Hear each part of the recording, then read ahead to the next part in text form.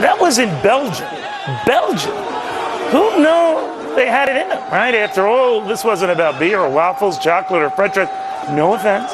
Nearly 100,000 people acting up because the government is cracking down on entitlements it says it can't afford and cradle-to-grave benefits citizens simply cannot pay. Same story in Portugal.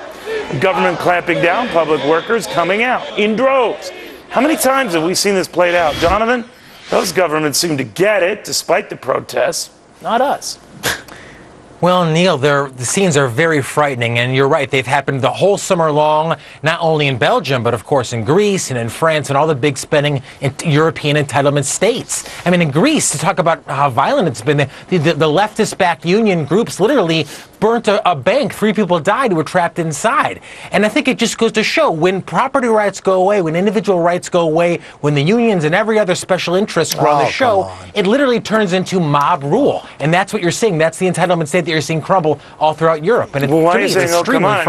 I'll tell you what. Some of these measures that the governments are considering are not draconian, Mike. Back in June, Europe gave $1 trillion to banks and speculators to bail these guys out when they rightfully should have went down and had to go through a default or a bankruptcy, 100 cents on the dollar. And here we are, attacking these workers who are seeing their jobs cuts and the little services that they get. Come on, where is the rationale here? Where's the justice here? You don't give $1 trillion to speculators and banks and not expect to see riots. But it's all the banks' fault. This long cradle-to-grave socialism built up over the decades. They destroyed the economy. Or let me bring Lizzie into that. I could see some of what he's saying, but all of it? No, not all of it. I mean, look, this has been decades in the making.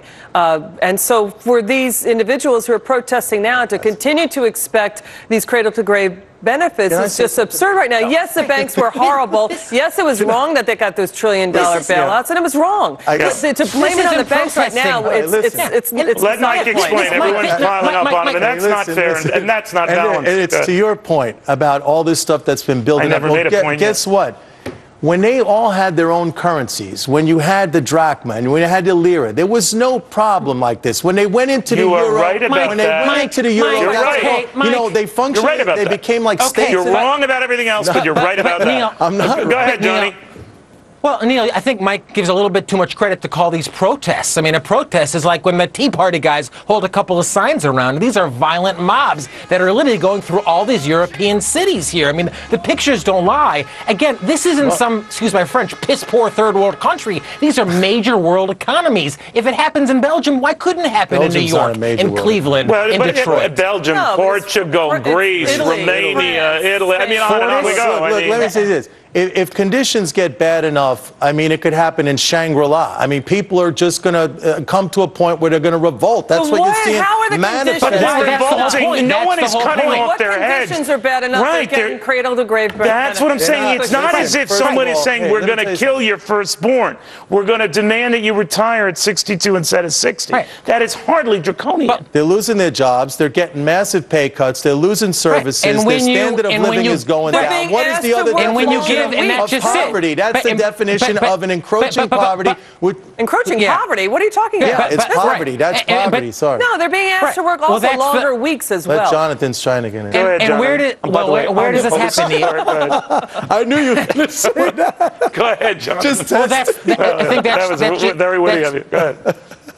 Yeah, well, of course, because when there are no rules, when there are no rights, when the government can do anything it wants, how do you get something done? You get a bunch of thug groups together, union-funded or not, and start literally throwing Molotov cocktails. They weren't all thugs, Jonathan. Some of them were very pleasant. They handed out chocolates. It was not all Europe.